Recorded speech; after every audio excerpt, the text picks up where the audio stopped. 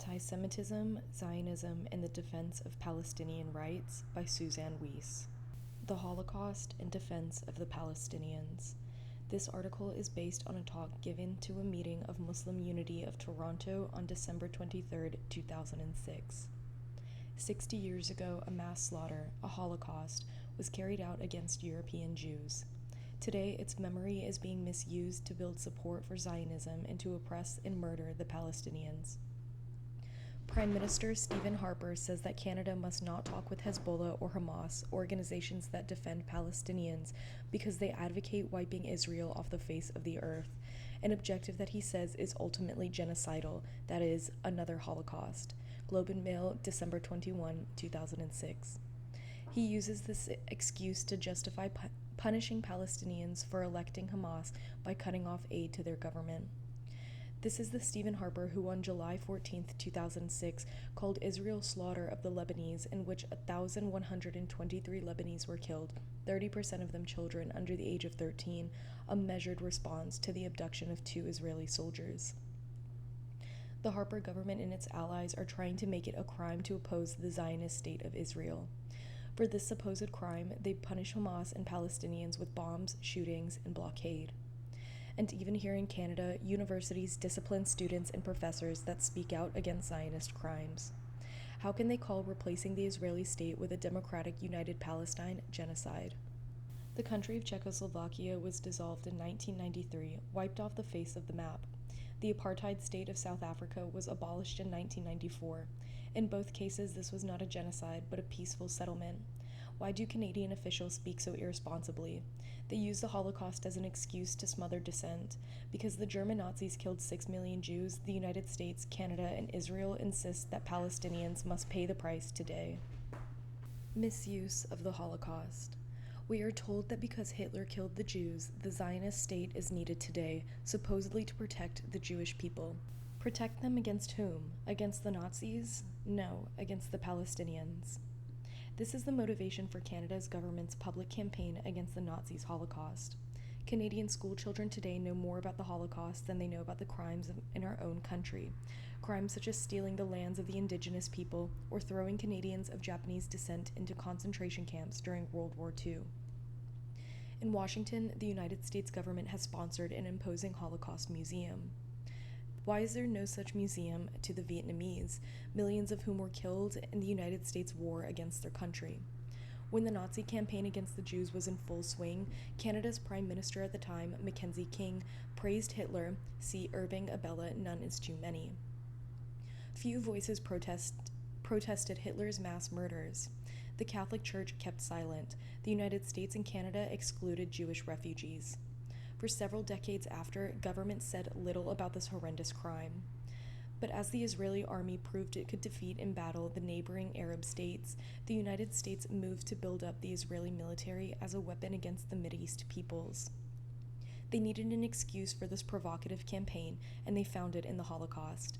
They insist that the Zionist state of Israel must be protected in order to prevent another Holocaust. To answer this argument, we must know what the Holocaust was. What was the Holocaust? First of all, the basic facts are indisputable. The Holocaust is one of the best documented historical events of all time. The Nazis were methodical. They counted their victims and kept meticulous records. In my family's Polish town of Piotrków, there were 30,000 Jews. Only 100 of them survived. On the train that took my mother from France to Auschwitz, of 1,000 Jews, only a dozen survived. Yes, this was a genocide. 6 million Jews were killed simply because they were Jews, and the goal was to kill them all. Even the innocent children were hunted down and sent to the gas chambers. Of course, it is not the first genocide. European colonialists exterminated almost entire peoples. Study the Americas, Australia, and Africa. But the genocide against the Jews was unique in 2 ways. First, it took place not in the industrially undeveloped Third World, but in Europe. It was the first case of genocide against a white European people. Second, it was industrially organized, not random killing, but managerial, bureaucratic, assembly line slaughter. Even pieces of body were recycled, the skin, the hair, the gold fillings of teeth. In a deeper sense, though, the crime against the Jews was only too familiar. The Nazis said that the Jews were not Europeans, but members of an inferior subhuman race, Asiatic race. The Nazis sought to reorganize the globe along racial lines, with the Germans and North Europeans as the elite. Such racism is opposed to our most fundamental beliefs about the worth of human beings. Where does this racism come from? Not from the House of Islam. Recall how the great U.S. Islamic leader and freedom fighter Malcolm X said when he visited Mecca for the first time he saw peoples of all races worshiping together in equality. No, this racism is the ideology of Euro-American imperialism. The British imperialists used racism to rationalize building an empire around the world. Racism was used to justify enslaving the Africans and pillaging India. The U.S. empire today rests on racism, in its own country through the oppression of black people and immigrants, but also internationally, and the racist oppression of the Palestinian people is part of this. Governments who subjugate races and set races, religions, nationalities against each other have an economic objective. Imperialist racism aims to enable the owners of capital to make the highest profits by exploiting oppressed peoples. In South Africa, it was diamond mines. In the Middle East, it is oil. Given the proven hostility of European and Northern American governments during the Holocaust, many Jewish survivors in Europe saw Palestine as their only possible refuge. This was a historical tragedy for which imperialism is ultimately responsible. 450 years earlier, the Jewish victims of the Spanish Inquisition were welcomed by the predominantly Muslim societies on the Mediterranean, where they lived and flourished in our times. But the Zionist project that steered 20th century Jewish refugees from Europe towards Palestine aimed not to enhance Muslim society, but to displace it by taking the land. Israel would not have been born except for the U.S. and Great Britain. It lives today only because of the support in the United States and British, who fund it through massive government subsidies in various forms to supply the Zionist government with the weapons of mass destruction. These governments wage war on Iraq, Afghanistan for the same reason that they support Israel. They want power, they want oil. Israel is the weapon that they use to keep the peoples of the Middle East in check. We must defend Iran. But the Holocaust is now being used not only against the Palestinians, but also against Iran. Bush calls Iran part of the axis of evil and wants to overthrow its government. The U.S. is planning for a possible attack against Iran, perhaps even with nuclear weapons, and perhaps using their proxy, the Israeli military. They do this because Iran, in a great revolution in 1979, kicked out the U.S. puppet Shah. Iran seized control of its oil and won its independence. Washington has never forgiven the Iranian people for that great act. Of course, Washington will never admit this. Among their excuses is the fact that Iran opposes Zionism, and more recently the fact that Iran held a conference and set up a commission questioning the historical truth of the Jewish Holocaust. From several points of view, this conference was a blow to the struggle against imperialism. It divided the anti-imperialist movement while pointing towards an alliance with the openly anti-Jewish forces in the imperialist camp. This orientation was symbolized by the presence on the conference platform of the openly white supremacists, such as the United States politician David Duke, and apologists for Nazism. And the conference provided a platform for the absurd charge that the Holocaust survivors' testimony is a hoax. Such slanders target the Jewish people and not Zionism as the enemy. The Holocaust deniers' verdict that imperialism is innocent of the historical crime feeds its illusions regarding the nature of this murderous system. It would have been better for Iran to sponsor an international conference on Zionism and Israel's crimes against the people of the Middle East. By raising the Holocaust issue, Iranian President Ahmadinejad has diverted attention from his proposed solution of the Palestinian crisis, namely to abolish the Zionist regime and hold elections among Jews, Christians, and Muslims so the population of Palestine can select their government and destiny for themselves in a democratic manner. Jerusalem Post, December 12, 2006. This is a historic goal of the Palestinian movements for a democratic state embracing the Palestinian and Israeli peoples, a goal widely supported by progressive people around the world. Anti-Semitism and Zionism. The Zionist state of Israel carries out its crimes in the name of Jewish people and conscripts Israeli Jews to enforce the oppression. This state uses many of the methods of Nazism to oppress the Palestinians, including confining them to walled ghettos.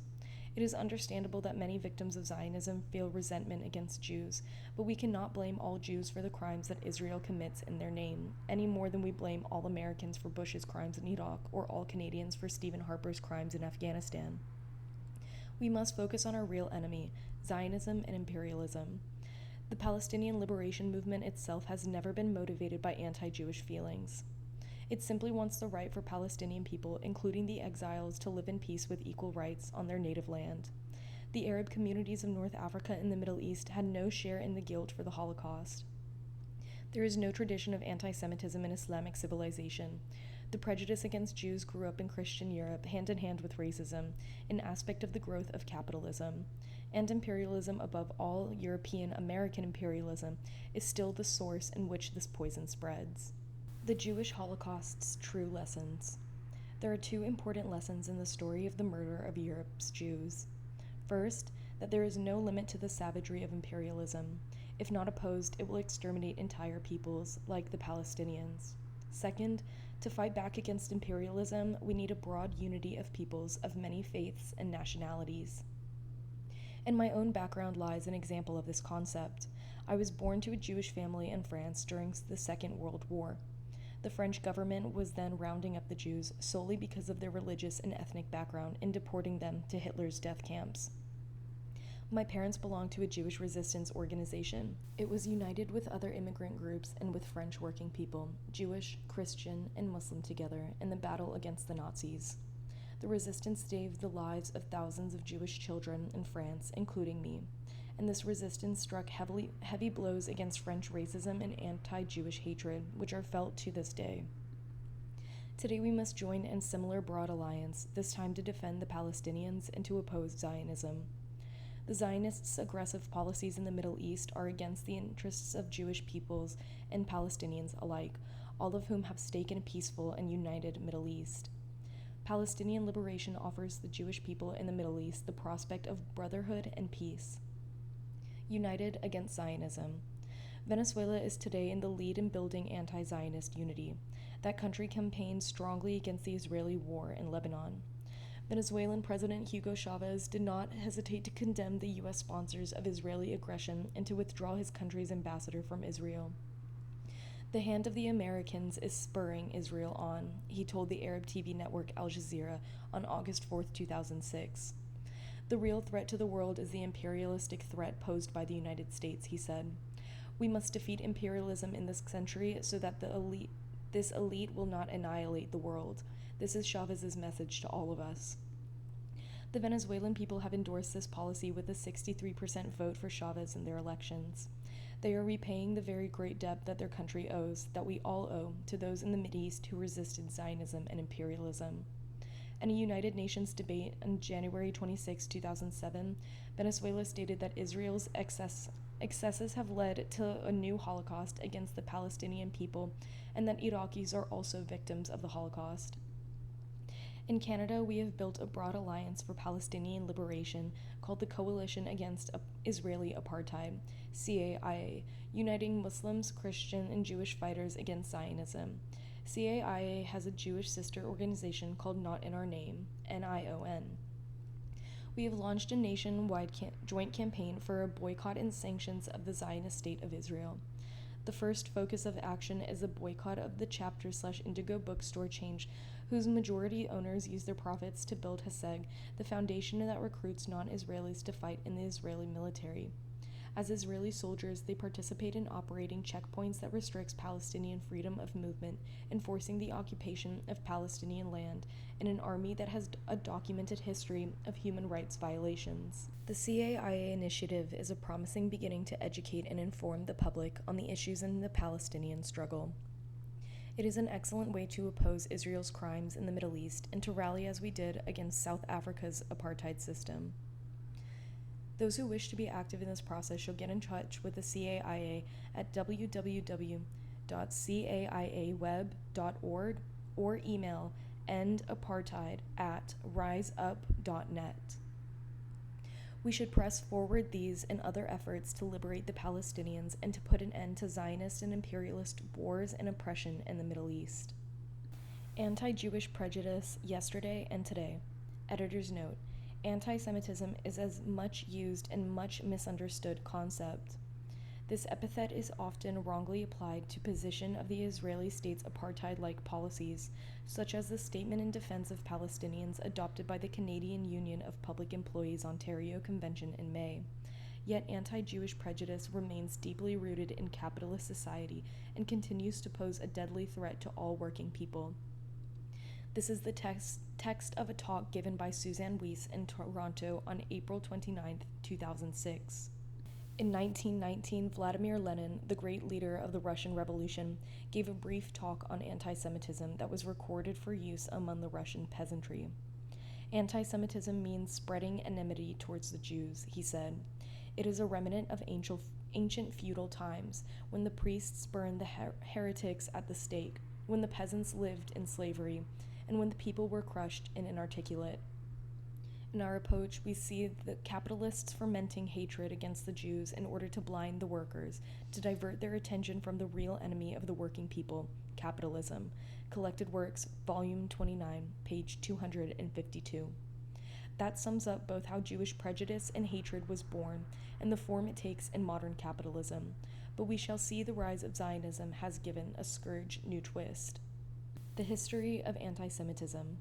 Historically, the Jewish people survived as social groups with economic function, that of merchants and traders in pre-capitalist societies. Even before the Roman Empire, only 1/4 of the world's Jewish population lived in Palestine, while the rest formed commercial colonies across the ancient world from Iran to Egypt to Greece. In pre-capitalist societies, this commercial role was viewed with disdain and prejudice. Typically, it was fulfilled by ethnic groups. Examples in recent time are the Lebanese and Indians in Africa, or the Chinese in much of Southeast Asia. The Jews occupied this economic role for a long time in Europe and the Mediterranean. When the Roman Empire fell, the Jewish merchant class continued to play an indispensable role in feudal, non-commercial economies. As Abram Leon explains in his classic study, The Jewish Question, Jewish people who were not in this merchant class were assimilated. This period was free systematic anti-Semitism, and it lasted in Western Europe until about 1100. First rise of anti-Semitism. After about 1100, a native bourgeoisie grew up among Western Europe peoples. This new bourgeoisie affirmed themselves as people of commerce and shoved the Jews aside. Anti-Semitism was the ideological weapon used by the clerics and new bourgeoisie to expel the Jews. Persecution from rising bourgeoisie in Spain and Western Europe forced Jews to escape to their more primitive pre-capitalist territories of the Turkish Empire in Eastern Europe, especially Poland, where they continued their roles as traders. This period lasted until about 1700. Strictly speaking, anti-Semitism could be used to refer to any of the people who speak Semitic languages, which would include Arabs as well as Jews, but I'm going to stick to the usual dictionary definition: hostility towards Jews. During the epoch of industrial capitalism and of bourgeoisie revolution in Western Europe, the now confident capitalist class had less need for anti-Semitism. The French Revolution emancipated the Jews from legal discrimination. The remaining Jewish populations in Western Europe were absorbed into the broad range of economic life and partially assimilated. Examples of this are the families of Felix Mendelssohn, the composer, and of Karl Marx. This phase lasted through most of the 19th century. The second rise of anti-Semitism. In 1900, Eastern Europe was a region of decaying feudalism and rising anti-Semitism. A majority of the world's Jews lived there and received the brunt of anti-Semitic discrimination through enforcement of laws and also through pogroms, massive violent attacks on Jews and their environment. As a result, 4 million Jews fled from Eastern Europe by 1930. Of 3 million went to the U.S. and only 100,000 to Palestine. Jewish communities were rebuilt in Western Europe due to this immigration. There, they encountered new rises of anti-Semitism. Capitalism in Europe was now challenged by powerful workers and socialist movements. Right-wing forces made the Jews the scapegoats for capitalist crises and blaming the evils of societies on rich Jews. By the 1930s, most European Jews were no longer in commerce, but they were part of wage-earning working class, though still isolated in their own communities. But anti-Semitism, as Lenin pointed out, was based on the memory of Jews as money-lenders and merchants in feudal times, even though the reality of this role has passed away. Anti-Semitism now evolved into a form of racism. And now, as we know, racism is a central element in capitalist ideology and is used to divide working people against each other. An ideological disguise.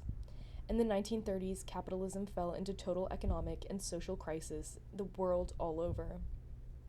Germany's rulers handed power to Hitler, whose mission was to save the capitalist system through an anti-Jewish crusade. Racism has also provided a rationale for imperialism's need and desire to expand and conquer new markets and sources of raw materials. Anti-Semitism now became as an ideological disguise of modern imperialism. The Nazis pursued the German ruling class's long-standing program to conquer and colonize Eastern Europe and destroy the Soviet Union, exterminating the Jewish communities as a part of massive slaughter. If anyone here has looked at the $50 bill, you will see the mug of one of Canada's prime ministers, Mackenzie King. He warmly praised Hitler at a time when anti-Semitism was endemic in Canada. His views were openly expressed in Canada's racist immigration policy. The Zionist Project. Zionism arose as a response to the second wave of anti-Semitism. Zionism is a secular political strategy, not a religious belief system. It was a call to the Jews who suffered unrelenting persecution to find a new homeland outside of Europe. At first, Zionism was a minority current among Jewish people in Europe, less influential among the workers than socialist organizations like the Bund and Russian Bolsheviks and the Mensheviks, who looked to the world working class movement for liberation. Zionism gained strength through the experience of Nazism, an experience that encompassed not only the Nazi annihilation of the Jewish communities in most of Europe, but the collusion of Canada, the United States, and other allied governments in denying refuge to the persecuted Jews.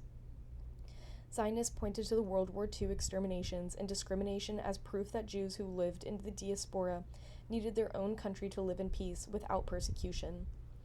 But where did the Zionists get the idea that they could settle in a land already occupied by Palestinians? They got it from their sponsors and tutors, the colonizing powers, Britain, the United States, France, Portugal, Spain, and Netherlands, that had been colonizing the world for centuries. Zionism became an integral part of the imperialist drive in the late 19th and early 20th centuries to subjugate and colonize the Middle East. In 1916, British imperialism gave official support to the Zionist project in order to further Britain's plans for conquest. As Theodor Herzl, founder of modern Zionism, said, "We should be there, in Palestine, to form a portion of the rampart of Europe against Asia, an outpost of civilization as opposed to barbarism." Following the Second World War, the imperialists sponsored the formation of the State of Israel in order to obtain a stronghold against the rise of Arab nationalism and to strengthen their grip on Mideast oil. Anti-Semitism today. Today, official anti-Semitism in Canada and other imperialist countries has been dismantled. There is no longer a quota for Jewish admissions to Canadian universities. Immigration policy no longer discriminates against Jews. Jews are now admitted to all Toronto golf clubs. It is no longer against the law in Toronto to make a speech in Yiddish. These are the gains of the working class in its struggle against discrimination, but anti-Semitism persists as a component of racist ideology.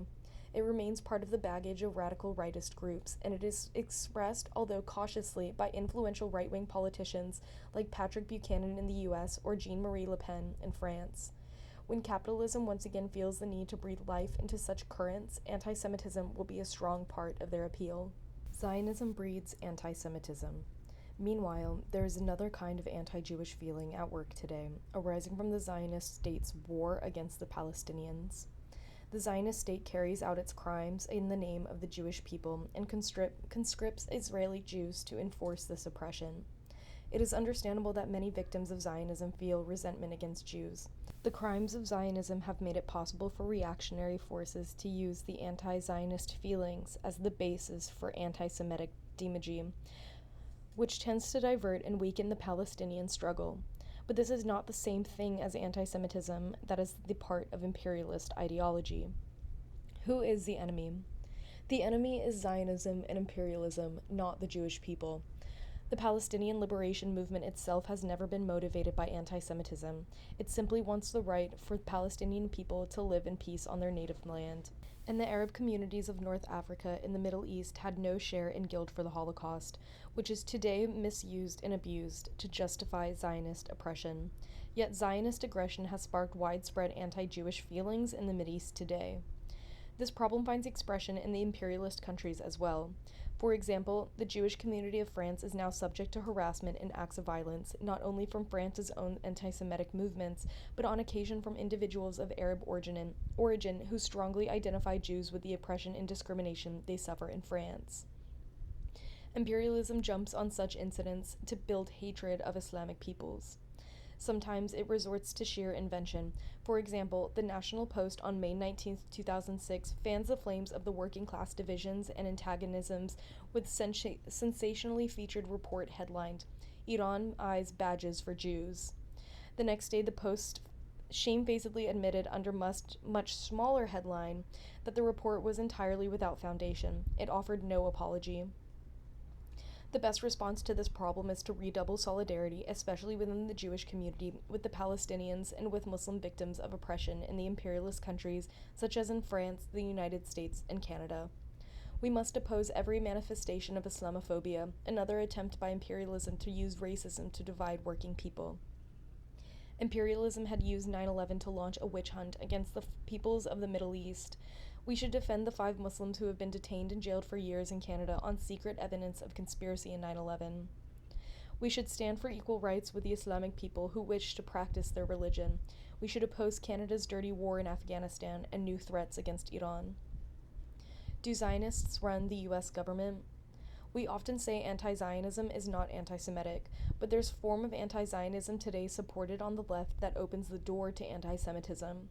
This is the argument that Zionists control U.S. foreign policy. A paper by Harvard academic Dean Stephen Walt and the University of Chicago professor John Mearsheimer, entitled "The Israel Lobby and U.S. Foreign Policy," promotes the theory that U.S. foreign policy in the Middle East is manipulated by a Jewish lobby with support from a network of neoconservative Gentiles. The paper has aroused wide controversy. Walt and Mearsheimer, longtime spokesperson for U.S. foreign policy, seek to absolve themselves from responsibility for its failures.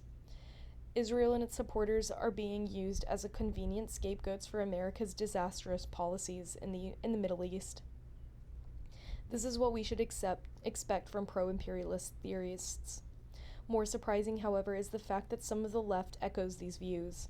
James Petrus, a professor and well-known writer identified with Marxist views, asserts that Jews are disproportionately represented among finance capitalists, resulting in an equally disproportionate Jewish influence over U.S. foreign policy. His recent article, "The Tyranny of Israel Over America," quotes anonymous FBI sources to claim large-scale deep penetration of American society and the government by Israeli spies and their collaborators. He goes on to say that a significant affluent minority of prominent Jewish banking and real estate millionaires are active in financing and promoting Israeli policy either directly or through pro-Israel lobbies. These agents, Petrus says, fed disinformation to persuade Washington to launch a war against Iraq. Petrus describes the invasion of Iraq as a war in the service of Israel and went against U.S. good sense and national interest. He calls for the refounding of an American republic free from foreign entanglements. Petrus's views have also been credited by publication of one of Canada's prominent left publications, Canadian Dimension. These views are echoed also in left-wing websites, Counterpunch. Can we tail wag the dog? How is it possible for the tiny Israeli state to force the world's mightiest empire to act against its own interests? How can the tail wag the dog? Petrus admits that this is a paradox. The explanation, he says, is found in the powerful and influential role of pro-Israeli Jews in the strategic sectors of the U.S. economy, political parties, Congress, and the executive branch. What is this but a cleaned-up version of the notorious anti-Semitic theory of a world Jewish conspiracy? This conspiracy theory leaves the U.S. capitalist class and the profit system off the hook as the root cause of the ruinous conditions imposed on working people worldwide. And it encourages reactionary U.S. nationalism and a hatred for Jews. Surely there is rationale, obvious explanation for the close alliance with Israel and the United States. Hasn't Israel proven to be a reliable and effective defender of U.S. interests in the Mideast? Surely the Iraq War has more obvious explanation than its Zionist plot. Isn't it a result of Washington's drive to conquer the oil-rich Middle East? U.S. imperialism's foreign policy, far from being hijacked by some small country is controlled by and represents the interests of a class, the wealthy billionaire families and industrialists who rule the United States, including both their parties, the Democrats and Republicans. Zionism threatens Jewish survival. Zionism represents a dangerous trap for the Jewish people. It maintains that Israel is a secure and necessary haven for Jews in this world. But Israel's existence is based on the conquest and subjugation, and it must protect its conquest by reliance on imperialism. It cannot exist without the assistance of U.S. imperialism, and imperialism is a dying system. Zionism is a trap for the Jews. Today, Israel is the most dangerous place in the world for Jews to live. Many Israelis recoil at the suggestion of a parallel with South Africa's apartheid system of institutionalized racism because it stabs at the heart of how they see themselves and their country, founded after centuries of hatred, pogroms, and ultimately genocide. But hope for the Jews lies in making common cause with other victims of oppression. This is shown by my own personal experience. I was born into a Jewish family in France during World War II. The French Vichy government was then rounding up Jews solely because of their religious and ethnic backgrounds and deporting them to Hitler's concentration camps. That's how my mother landed in Auschwitz and died in the gas chamber. I am alive today, like thousands of other Jewish children of the time, thanks to the anti-Nazi resistance in France. My mother had providently put me in the care of the Jewish Resistance Organization, itself part of a broader working-class resistance alliance. They placed me in the hands of a courageous peasant family who hid me until the liberation. The resistance united peoples of many political persuasions and religious beliefs, Jewish, Christian, and Muslim, for there were many Muslims in the French resistance. It united Jews with socialists and other Nazi fighters. It saved the lives of thousands of Jewish children in France, and this resistance struck heavy blows against French anti-Semitism, which are felt to this day. Today we must join in a similar broad alliance, this time to defend the Palestinians and to oppose Zionism and imperialism. In doing this, we also strike blows against anti-Semitism. The Zionists' aggressive policies in the Middle East are against the interests of Jewish people and Palestinians alike, all of whom have a stake in a peaceful and united Middle East. Palestinian liberation offers the Jewish people in the Middle East the prospect of brotherhood and peace. As Lenin said in the message I quoted earlier, shame on those who foment hatred towards the Jews, who foment hatred towards other nations. Long live the fraternal trust and fighting alliance of the workers of all nations that struggle to overthrow capitalism. The Siege of Gaza. Israel uses Hitler's methods against Palestinians. Socialist Voice, August 11, 2008. Text of a talk to join a meeting of Muslim and Jewish supporters of Palestinian rights at the Dodic Islamic Center in Toronto on June 14, 2008. There is a small amount of repeated content between this and the previous talks in this pamphlet. This inspiring meeting seeks to reach out to Jewish and Muslim communities to build understanding of the conflict in the Middle East. Thank you for the honor of inviting me to participate. My life has been shaped by the Jewish Holocaust under Hitler. My mother died in Auschwitz, and I barely escaped the same fate. Like many others, I've sought to resist the forces of war and oppression that we saw in Nazism that live on. We have won victories, such as the destruction of apartheid in South Africa. But today we see the methods of Nazism being employed against the Palestinians with the ultimate aim of wiping them out as a people, and this horror is justified with the reference to the victims of the Holocaust. What a lie. It is Israel that uses many of the methods of Nazism to oppress the Palestinians. Meanwhile, the Palestinian resistance struggles to stand in continuity with the resistance of my people and others in Europe to Nazism. The primary aim of the Nazi Holocaust was ethnic cleansing, to rid Germany and the other territories it occupied of all Jewish people. The Nazis considered shipping the Jewish people outside of Europe, but found no way to do this and decided to kill them all. The Jews were driven from their homes, robbed of their belongings, herded into ghettos, and sent by millions into gas chambers. The Holocaust is one of the best documented historical events of all time. The Nazis were methodological. They counted their victims and kept meticulous records. In my family's Polish home, the town of Piotrków, there were 30,000 Jews. Only 100 survived. On the train that took my mother to Auschwitz, there were 1,000 Jews, of whom only 10 survived. There was no denying the truth of this deplorable chapter of human history. Another historical fact that cannot be denied is al-Nakba, the catastrophe inflicted on the Palestinians by the Zionists in 1948. The basic idea was the same: ethnic cleansing. Dispossess the Palestinians and drive them from their homes and lands. The Zionists did not aim to kill all the Palestinians, only to kill enough to expel them and seize their homeland. Zionist historians invented a story of mass voluntary exodus of hundreds of thousands of Palestinians who the Zionists said had decided to temporarily leave their homes and villages to make way for the invading Arab armies. This is a big lie. It is as dishonest and absurd as Hitler's stories about how the Jews supposedly started the Second World War. In fact, the Palestinian expulsions began in 1948 in conditions of peace. The Zionists and their allies displaced hundreds of thousands of Palestinians, stole their traditionally agricultural land, and made them homeless. They did so with the aid of mass killings. The Zionist aim is to remove Palestinians from the world's family of nations. They hope that the world will soon forget the Palestinian people ever existed. That is the Zionist final solution for the Palestinians. That, too, is a form of genocide, and it continues today. Let me tell you a few things that the Nazis did in Purakov, my family's hometown in Poland. You will find it very similar to what is going down today in Gaza in the West Bank.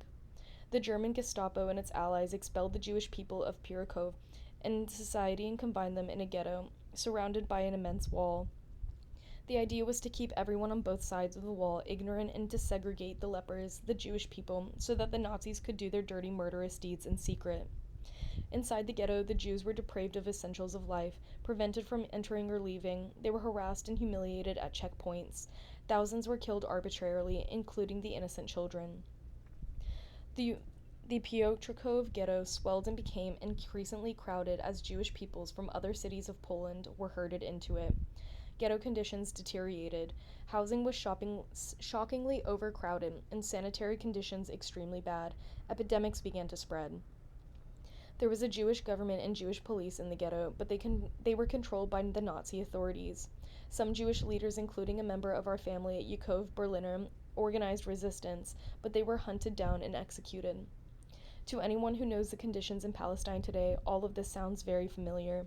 Today, the vast majority of Palestinians have been dispossessed and driven from their lands in occupied Palestine. The people are confined to small enclaves, surrounded by high walls and intimidating checkpoints. They are humiliated, even forced to crawl naked. Gaza resembles Hitler's ghettos. The Palestinians are sealed off and deprived of the necessities of life. There is a Palestinian Authority, but its power is limited by the Zionists. The Palestinian police, trained by the enemies of their people, including the Canadian government, are used to repress the population. Palestinians suffer continual persecution and humiliation. They cannot earn a livelihood and must endure life-threatening poverty. The Palestinians suffer unprovoked and arbitrary attacks, demolition, and bombings of their homes and villages. Leaders of the Palestinian resistance are hunted down and slaughtered. In Gaza, the Palestinians have been able to maintain a government established and free elections. For this crime, they are placed under siege and bombarded. Israel's Deputy Defense Minister Matan Vilnay has made a horrifying threat against the people of Gaza. Young Palestinians use the only means of defense at their disposal. It doesn't compare to the bombs and tanks destroying their society. The Palestinian people have inalienable rights to defend themselves, their land, and their property through whatever means they can, including through their democratically elected government, Hamas.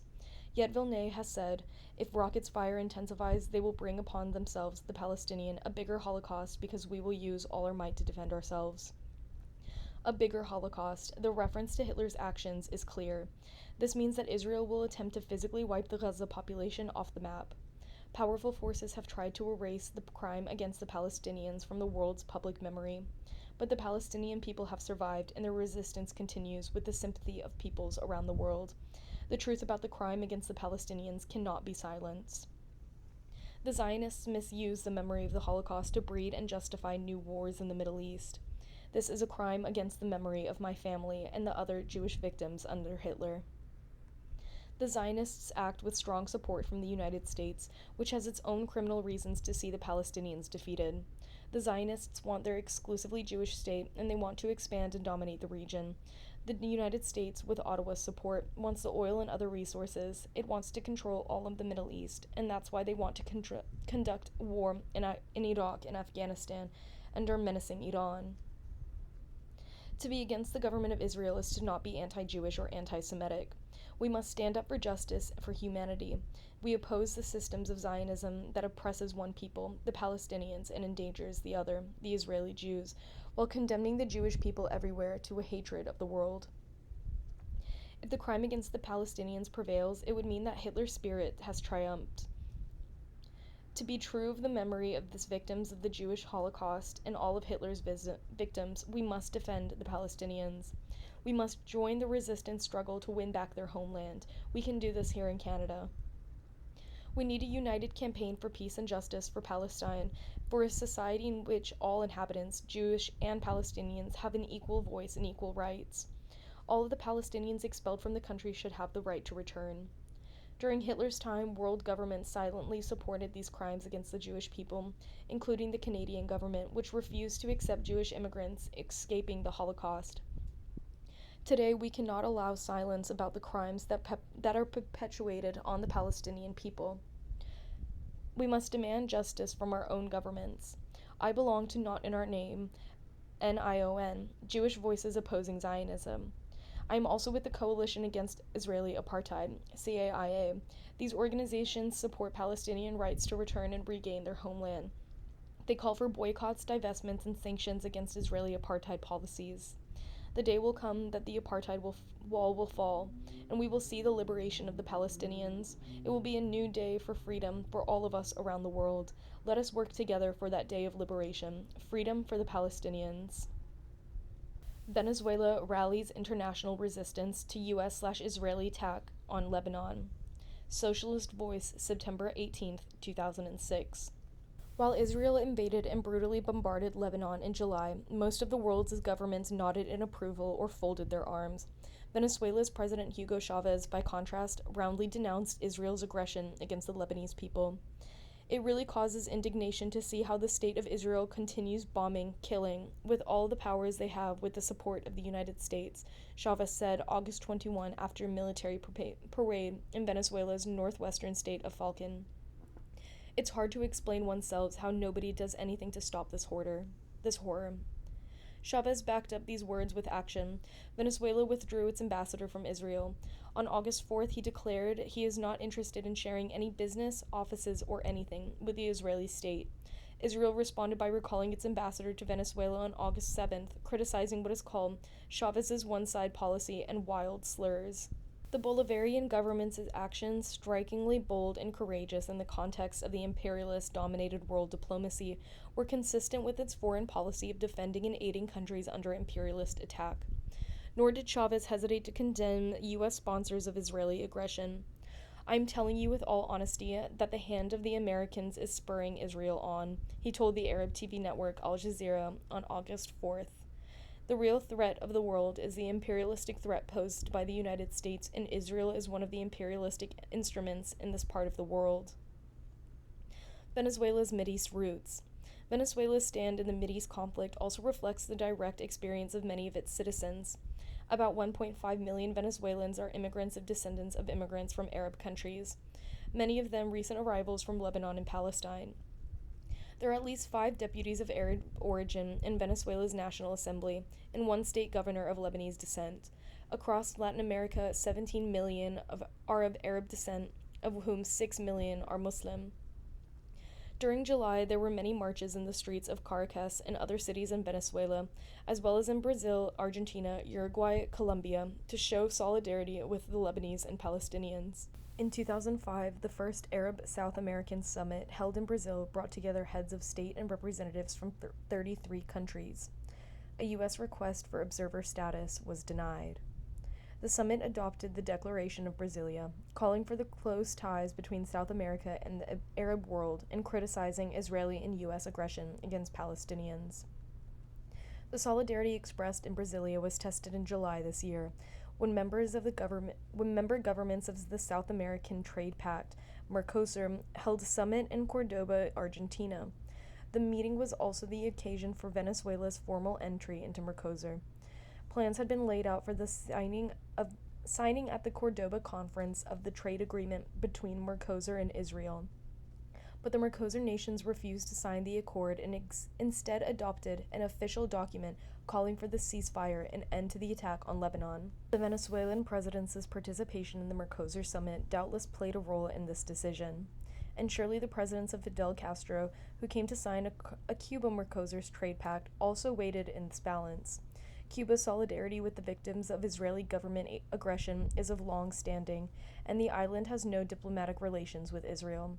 On June 29th, Cuba's Ministry of Foreign Affairs condemned Israel's military actions and called for the immediate and unconditional withdrawal of Israeli troops from all occupied territories, the ceasing of state terror actions by Israel, and respect for the inalienable rights of the Palestinian people. Venezuela walks the talk. In an August 3rd address to the Venezuelan people, Chavez asked everyone in the country to give what they can for this fundraising campaign for the reconstruction of Lebanon, destroyed by the genocidal and fascist hand of Israel and its masters, the U.S. empire. In addition, his government pledged to send Lebanon 20,000 tons of aid to help alleviate the humanitarian crisis caused by the Israeli bombing, dispatching a Boeing 707 full of supplies as a starter. Hezbollah representative Mahmoud Komati told the Latin American-wide TV channel Telesur that Venezuela took measures that were an example for revolutionaries when defending the oppressed, enslaved, and humble peoples of the world. Associated Press, August 8th. One world television channels, one could see Venezuelan flags in demonstrations in Beirut, next to Lebanese and Palestinian flags. It was also reported that in Gaza, in the West Bank city of Ramallah, people placed the posters of Chavez next to those of Arafat and Che. Al Jazeera, August 18th. Addressing the masses, Israel's war on Lebanon coincided with an 8-nation tour by Chavez to discuss South-South cooperation and emphasize the need for a multipolar world, in which he advocated alliances to tie the third world countries to more to each other and break U.S. hegemony. Chavez denounced Israel at each stop, calling the Lebanese and Palestinians heroic people, and repeatedly voiced his criticisms of Israel over its military offensive in Lebanon. During Chavez's visit to Iran, he called for a global coalition to combat the U.S. imperialist monster, and reaffirmed that Venezuela would stand by Iran at any time and under any condition. Iranian President Mahmoud Ahmadinejad responded that Hugo Chavez, one of the rare world leaders whose word and deed are the same. In Damascus, Chavez received a hero's welcome. Thousands of Syrians waved banners and Venezuelan flags along the route Chavez took to his meeting with Syrian President Hafez al-Assad. The Syrian government daily, Tishrin, described Chavez as America's enemy number one, international leader, and biggest supporter of Arab cause. After a meeting with Assad, Chavez said, we want to cooperate to build a new world where states and people's self-determination are respected. While Chavez's official meetings were on governmental level, his words were directed to the masses and had deep resonance throughout the Middle East.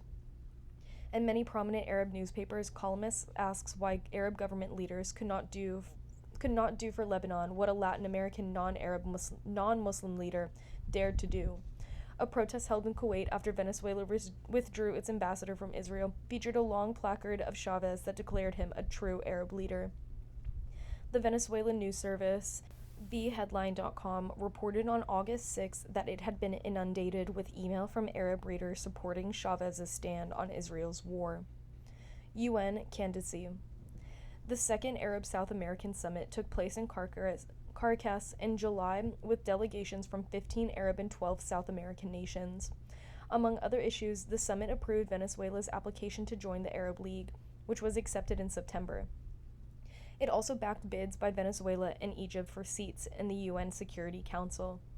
The U.S. has stabbed the Middle East peace process in the heart, Chavez said as he left for the summit. We see a Security Council blocked by the power of the veto, and that of the government of the United States especially. If Venezuela could occupy a seat on the council, he continued, it might be able to contribute modestly towards the battle of the free world from imperialist threat. Venezuela's foreign ministry is optimistic that it will get the 128 votes it needs to gain a UN Security Council seat, despite strong opposition by the U.S. government. Strategy of solidarity. The outspokenly militant spirit of Chavez's comments were frequently out of step with the politics of his often conservative governmental hosts. In fact, He used a diplomatic platform to address the third world masses, irrespective of the nature of their own governments. It is to the masses that he entrusts the cause of the 21st century socialism, and the popularity of Hugo Chavez in the Mideast reflects his new thinking among the working masses of these countries. Venezuela has taken initial steps towards socialism. Venezuela stands as a powerful example that the wealth generated by the oil industry can be used to improve the lives of Venezuelans and to aid working people in other countries, even as far away as the indigenous and poor people of Alaska.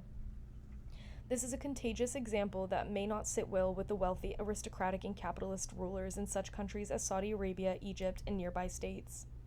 Behind Hugo Chavez's response to the Lebanon war that lies a powerful strategic concept.